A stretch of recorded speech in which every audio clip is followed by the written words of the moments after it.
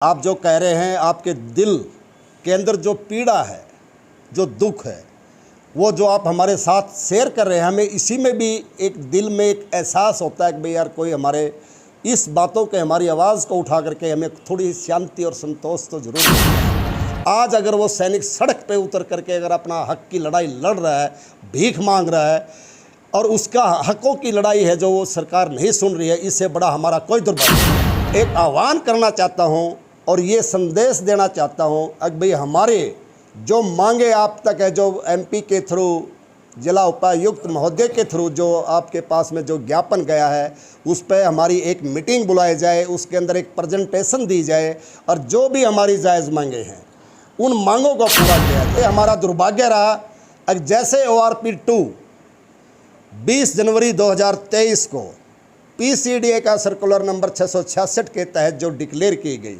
उसके अंदर काफ़ी विसंगतियां हैं, जिसको लेकर के हमारे जवानों में, सैनिकों में काफ़ी आक्रोश। जय हिंद, जय भारत और आप सभी का स्वागत है CCN न्यूज़ 24 चैनल में। मेरा नाम है दिनेश गर्ग जैन, कड़वे सवालों वाला।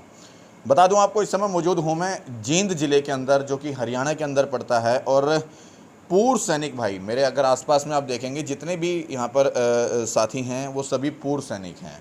और सबसे पहले मैं सभी को धन्यवाद दूंगा कि आप लोगों ने एक संघर्षमय जीवन जिया है, अपने देश के ऊपर अपने पूरे जीवन को भी कुर्बान किया है और अपना बहुत सारा जो कीमती समय है वो देश को दिया है।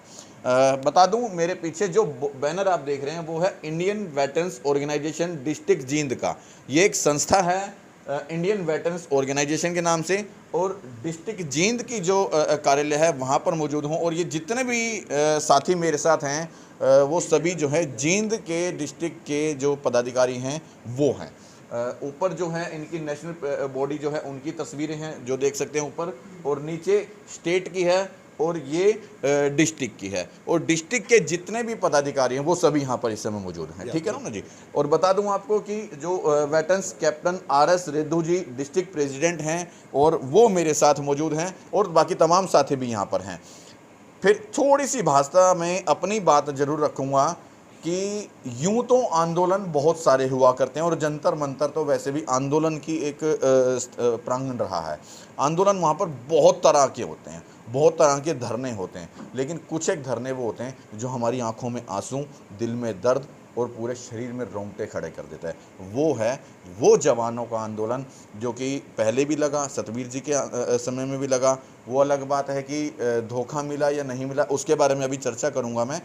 और वही आंदोलन अब फिर अगर आप दिल्ली के जंतर मंतर पर देखेंगे तो लगभग पिछले 4 महीने से वहाँ पर पूर्व सैनिक वहाँ पर बैठे हैं अपने हक की मांगों को लेकर के। लेकिन जो मैंने अभी आपको बताया था कि कुछ एक आंदोलन, कुछ एक धरने ऐसे होते हैं जो हमारे दिल को छू जाते हैं। उन्हीं में से है हमारे जवानों का आंदोलन।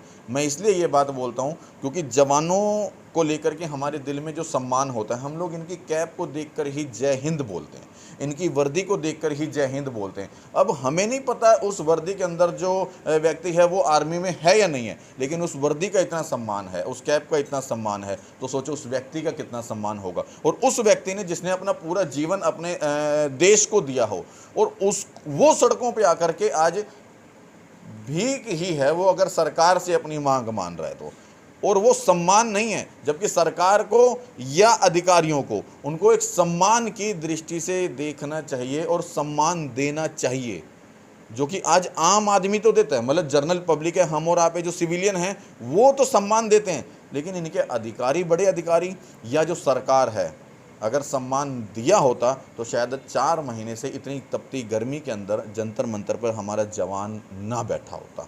वही दर्द लेकर के, वही महसूस करके मैं जींद ज़िले में पहुंचा हूं, और तमाम पूर्व सैनिक भाई मेरे साथ मौजूद हैं। ये इनकी संस्था है, ये इंट्रोडक्शन मैंने आपको दिया था। और कुछ विसंगतियों को लेकर के जो इनके भी दिल में दर्द है, एक बार दर्द को बांटेंगे। और निवेदन करूंगा आप सभी से, जिस प्रकार से आप लोग जो है इनके दर्द को महसूस करके वीडियो को शेयर करते हैं, इस वीडियो को भी शेयर करके इनका हौसला ज़रूर बढ़ाएंगे। और इससे मेरा भी हौसला बढ़ता है कि कहीं ना कहीं मुझे भी एक प्रेरणा मिलती है कि मुझे इन भाइयों की आवाज़ को और बुलंद करके निष्पक्ष तरीके से, बिना किसी पक्षपात के सरकार तक पहुँचानी चाहिए। सर, सबसे पहले जय हिंद, जय भारत। जय हिंद, जय भारत। एक बार चाहूँगा कि 4 महीने का समय आप लोगों ने जंतर मंतर पे दिया है, और 4 महीने से पहले भी, अभी तो 4 महीने हुए हैं, उससे पहले भी सतबीर जी के समय पर भी आंदोलन रहा था। किस तरह से देख रहे हैं इन चीज़ों को? आज सबसे पहले मैं हमारे इंडियन वेटरन ऑर्गेनाइजेशंस के सभी पदाधिकारी, हमारे बड़े भाई, यहाँ पे आप CNN न्यूज़ चैनल के सोशल मीडिया की तरफ से भाई दिनेश गर्ग जैन और मैं आपकी पूरी टीम का बहुत बहुत आभार व्यक्त और धन्यवाद करता हूं कि आप लोग अपना कीमती समय दे करके एक सैनिकों की आवाज़, उनके दिल के दर्द को, अंदरूनी दिल को देखने के लिए आप हमारे बीच में पहुंचे। सबसे पहले हम आपकी टीम का बहुत बहुत धन्यवाद करते हैं।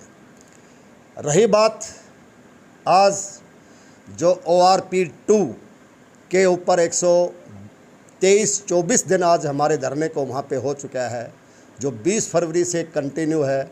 इस गर्मी तपत में, बरसात के मौसम में, और हम लोग वहाँ पे धरने पर अपनी मांगों के लिए, अपने हकों की लड़ाई जो लड़ रहे हैं।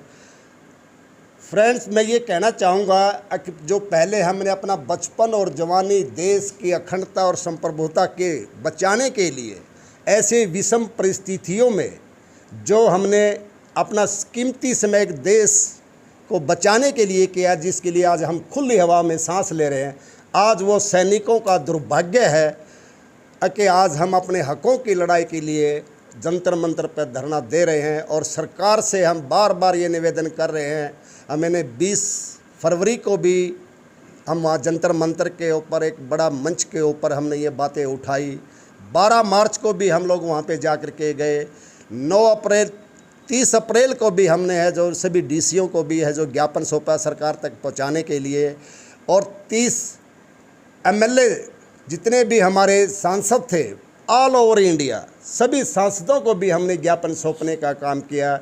उसके बाद तहसीलदार साहब को भी हमने अपने ज्ञापन सौंपने का काम किया। आज पूरे प्रदेश, पूरे भारतवर्ष से, हर जगह से काफ़ी संगठन हमारी आवाज़, हमारा दुख दर्द के लिए हम सरकार से बार बार ये ज्ञापन दे रहे हैं, पर सरकार हमारी इन बातों के ऊपर है जो अभी तक गौर नहीं करी है। हमारे लिए बड़ा दुर्भाग्य है।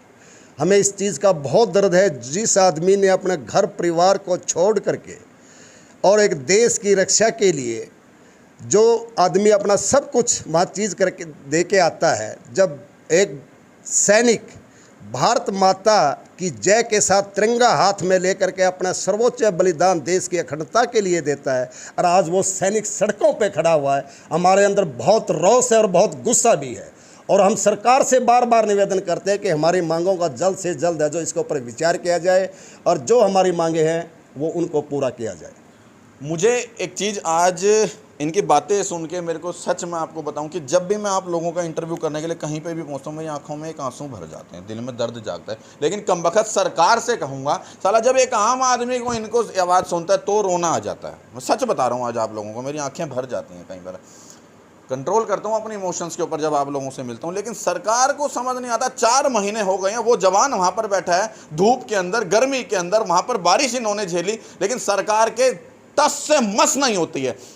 शर्म आती है ऐसी सरकार के ऊपर, शर्म आती है ऐसी जो कहने को तो हम लोकतंत्र में आते हैं, बिल्कुल जनतंत्र में आते हैं, लेकिन यहाँ पर तो प्रजातंत्र नहीं चल रहा, यहाँ पर तो राजातंत्र चलता है। मतलब राजा की जो चलेगी। ये एक अंग्रेजों के टाइम पे हुआ करता था कि जो कह दिया वो हाँ और जो कह दिया तो ना, लेकिन अब जो आर्मी के अंदर है, सच मायने में तो अभी भी नियम अंग्रेजों के ज़माने के चल रहे हैं, और अंग्रेजों के ज़माने जो नियम है, इसी करके शायद इन लोगों को इनका हक नहीं मिल पाया है। और जो गुलामी की ज़िंदगी जी है, हम लोगों को आज़ाद करने के लिए इन्होंने अपने आप को कुर्बान किया। समझने की बात है, हम लोगों को आज़ाद करने के लिए इन्होंने अपने आप को बलिदान दिया, और ये खुद गुलाम हो गए यार। और हम फिर भी समझ नहीं रहे, सरकार फिर भी समझ नहीं रही, अधिकारी फिर भी समझ नहीं रहे। और तो और बड़े शर्म के साथ मुझे भी कहना पड़ रहा है कि बहुत सारे जो पूर्व सैनिक भाई हैं वो भी खुद नहीं समझ रहे अभी भी। गलत तो नहीं कह रहे ना जी? बिल्कुल बिल्कुल सही। बिल्कुल दिनेश भाई, आप जो कह रहे हैं, आपके दिल के अंदर जो पीड़ा है, जो दुख है, वो जो आप हमारे साथ शेयर कर रहे हैं, हमें इसी में भी एक दिल में एक एहसास होता है कि भाई यार कोई हमारे इस बातों के हमारी आवाज़ को उठा करके हमें थोड़ी शांति और संतोष तो ज़रूर मिलता है। लेकिन क्या एक सैनिक, चाहे वो रेगिस्तान के जलते ज़मीन के ऊपर अपनी ड्यूटी दे रहा है, चाहे वो एक हाल्टी एटीट्यूड में जहाँ पे 24 घंटे बर्फ़ पड़ती है, एक टेररिस्ट एलसी के ऊपर काउंटर इंसर्जेंसी में है, एक एलसी बॉर्डर के ऊपर वो सिर्फ है कि अपना सीना तान करके खड़ा होता है और सिर्फ एक देश की रक्षा करने के लिए 24 आवर्स जो तैनात रहता है, जिसकी वजह से आज हम खुले वातावरण में सांस ले रहे हैं और हमारी फैमिली और हमारा परिवार आज सुख की नींद सो रहा है। आज अगर वो सैनिक सड़क पे उतर करके अगर अपना हक की लड़ाई लड़ रहा है, भीख मांग रहा है और उसका हकों की लड़ाई है जो वो सरकार नहीं सुन रही है, इससे बड़ा हमारा कोई दुर्भाग्य नहीं है। मैं सरकार, हमारे पूरे वेटरन्स के सभी साथियों की तरफ से, पूर्व सैनिकों की तरफ से ये एक आह्वान करना चाहता हूँ और ये संदेश देना चाहता हूँ कि भाई हमारे जो मांगे आप तक है, जो एमपी के थ्रू, जिला उपायुक्त महोदय के थ्रू जो आपके पास में जो ज्ञापन गया है, उस पर हमारी एक मीटिंग बुलाई जाए, उसके अंदर एक प्रेजेंटेशन दी जाए और जो भी हमारी जायज़ मांगे हैं उन मांगों को पूरा किया जाए। ये हमारा दुर्भाग्य रहा। अब जैसे ORP 2 20 जनवरी 2023 को PCDA का सर्कुलर नंबर 666 के तहत जो डिक्लेयर की गई, उसके अंदर काफ़ी विसंगतियां हैं, जिसको लेकर के हमारे जवानों में, सैनिकों में काफ़ी आक्रोश है, काफ़ी दुख है। एक समानता का अधिकार कॉन्स्टिट्यूशन, राइट ऑफ कॉन्स्टिट्यूशन है जो 14 के तहत हमें समानता का अधिकार प्रदान करता है, लेकिन वो चीज़ें हमारे को नहीं मिल रही। क्यों नहीं मिल रही? हम किसी की बुराई नहीं करते, ऑफिसर्स भी हमारे भाई हैं, हमारे बच्चे भी आज आर्मी में, सेना में एक बतौर अफसर तैनात हैं, लेकिन जो हमारा अगर उस टाइम पे ORP के 2 में एक सिपाही से एक JCOs तक के अगर रिप्रेजेंटेटिव होता है और वो प्रेजेंटेशन हमारे बीच में दी जाती तो शायद आज ये दिन नहीं आता।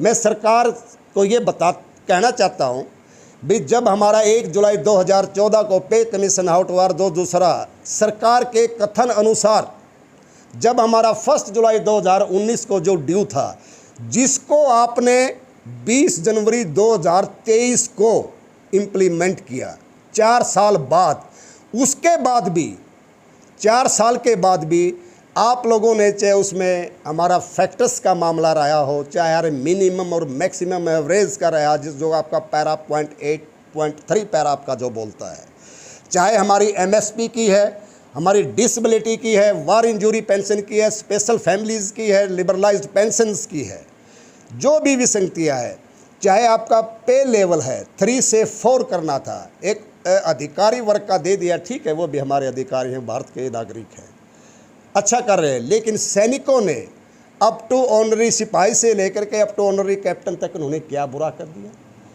मैं सरकार को बताना चाहता हूँ, सिर्फ 3% ऑफिसर्स और 97% आज हमारे JCOs और जवान है जो आज सड़कों पर उतरे हुए हैं, वो 3% को तो आपने खुश कर दिया, और जो असली देश की और एक सेना की जो रीढ़ की हड्डी है, जो हर मोर्चे के ऊपर इतने तैनात होकर के देश को वे प्रोटेक्ट करने का जो काम कर रहे हैं, 97 को आपने इग्नोर कर दिया।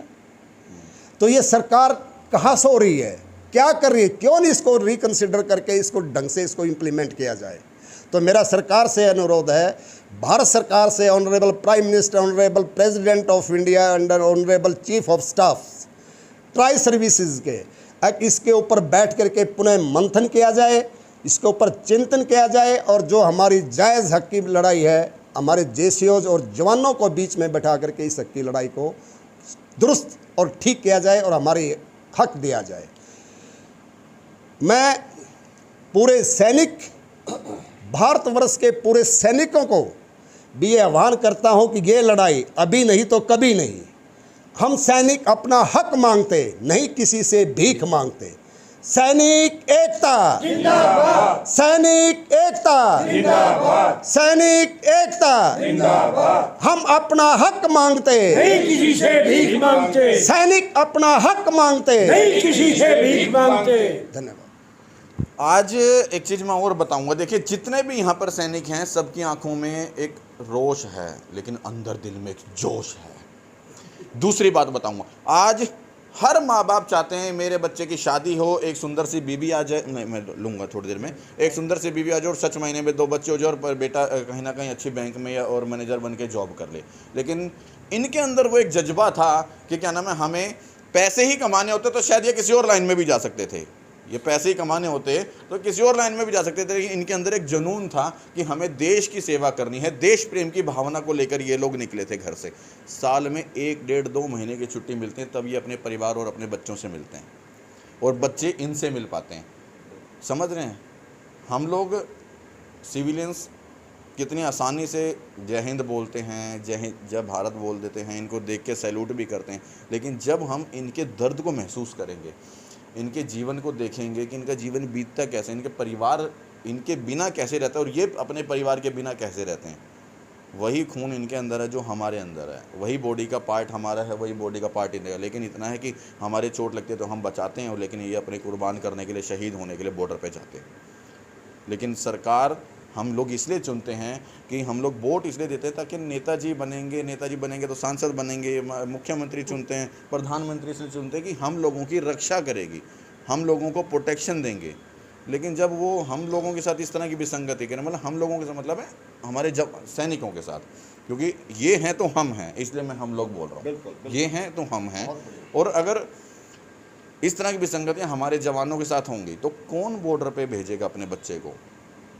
कोई भी नहीं भेजेगा। इसीलिए अब ये चीज़ हो चुकी है कि भगत सिंह तो हो पर मेरे घर में नहीं, पड़ोसी के घर में हो। लेकिन एक समय वो था, भगत सिंह हो तो मेरे घर में हो, मेरा बेटा ऐसा हो। हर माँ की एक उम्मीद होती थी मेरा लाल ऐसा निकले कि जो बॉर्डर पे जा करके दुश्मनों से लोहा ले। लेकिन अब ये हर माँ ये देखती है कि भगत सिंह तो पैदा हो पर मेरे घर में नहीं, पड़ोसी के घर में हो जाए। और जब सब ये सोचेंगे तो होगा कहाँ? और ये चीज़ हमसे ज़्यादा सरकार को सोचनी पड़ेगी, क्योंकि जिस देश की आर्मी मजबूत ना हो तो वो देश मजबूत नहीं हो सकता, वो देश कभी पनप नहीं सकता, क्योंकि वो कहीं ना कहीं अंदर से दिमाग कितना खोखला होता चला जाएगा। और एक दिन ऐसा ना आ जाए कि पता लगे हमारे देश की कोई सैनिक ही नहीं रहा। और जब सैनिक नहीं होगा तो आप समझ सकते हैं फिर क्या होगा। इसलिए नमन करूँगा आपके चरणों में